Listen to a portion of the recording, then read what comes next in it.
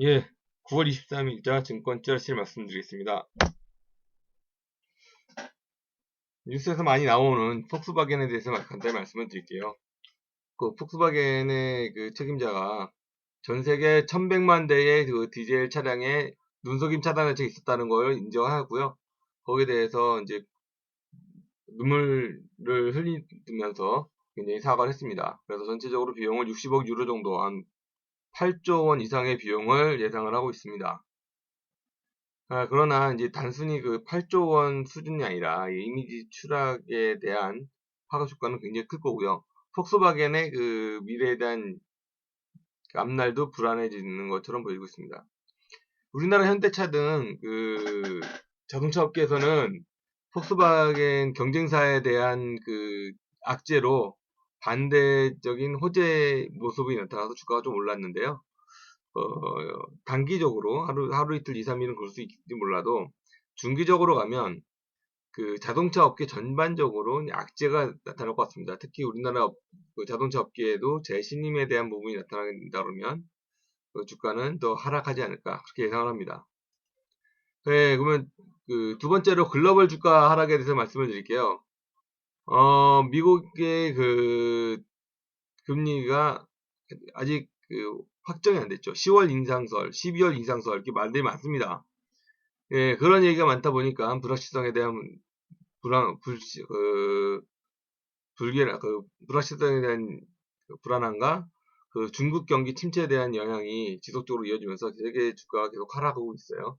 다우지수는 1.12%, 나스닥은 1.39% 하락했습니다. 그런데 미국 증시보다 더 많이 하락한 게 영국 지수 2.83%, 프랑스는 3.42%, 그리고 독일은 3.8%. 독일 같은 경우는 자동차 회사들이 많기 때문에 좀 더 하락이 많았습니다. 근데 아이러니하게 중국을 제외한 그 나라들이 대부분 하락했는데요. 중국 자체도 중국은 아직까지 이제 자본주의의 초기 모델이기 때문에 그 주가 자체가 그렇게 시장상을 100% 반영한다고 보기 좀 어렵죠. 그래서 인위적인 부분이 없지 않아 있다는 걸 볼 수 있습니다. 전반적으로 봤을 때 우리나라 주가도 좀 영향을 받아서 오늘 주가는 좀 하락할 듯 하고요.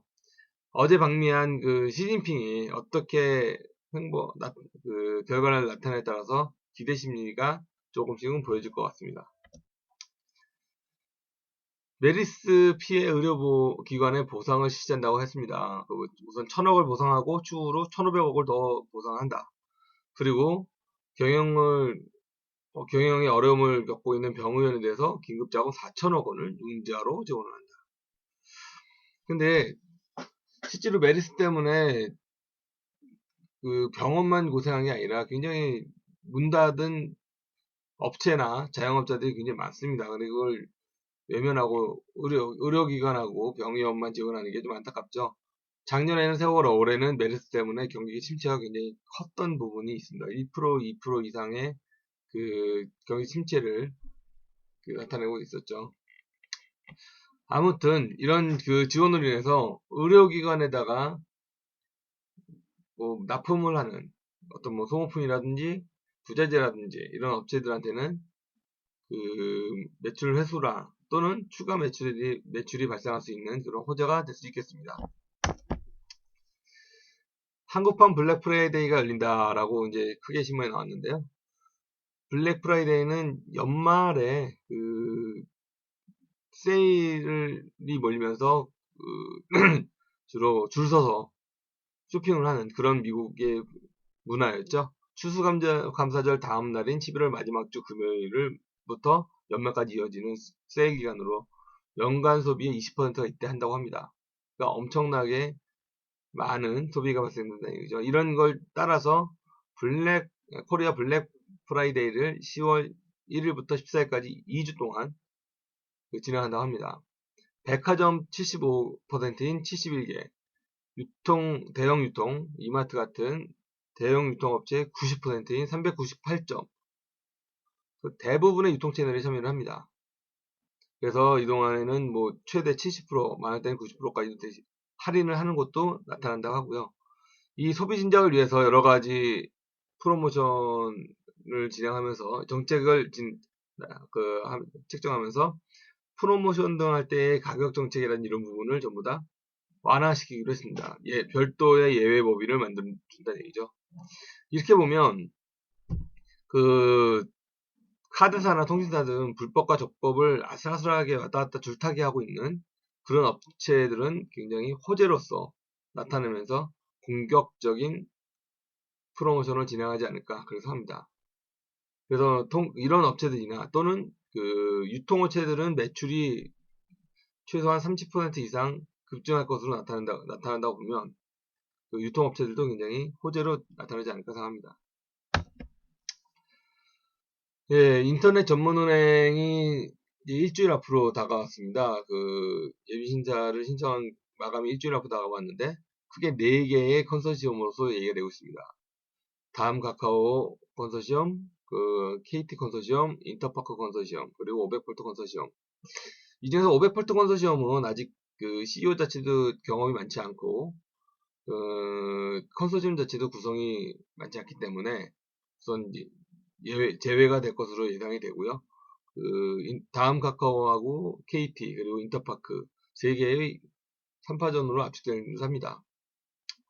정부에서는 1개를 허가한다는 원칙이었는데 최근 2개는 해야 되지 않느냐라는 여론과 같이 팽팽하게 맞서고 있습니다. 그래서 하나만 선정했을 때의 그 반대적인 부분이 많이 발생할 수 있기 때문에 제가 볼 때도 2개 정도를 하지 않을까 생각이 들고요. 다음 카카오 컨소시엄은 우선 카카오의 3,800만 유저를 대상으로 한 플랫폼 기반으로 서비스를 하고 거기 위에 간편송금 서비스 등을 하나의 사업 모델로 간다라고 되어 있습니다. KT 컨소시엄은 KT 통신비 납부 등 그 기존에 있는 고객들 기준으로 해서 신용평가 모델을 바탕으로 해서 중금리 대출 시장을 주력 모델로 하겠다. 라고 했습니다. 그리고 인터파크 컨소시엄은 9,000개 이상의 지원 보유한 BGF 리테일 오프라인 유통망을 중심으로 해가지고 온라인 오프라인 금융 서비스를 하겠다.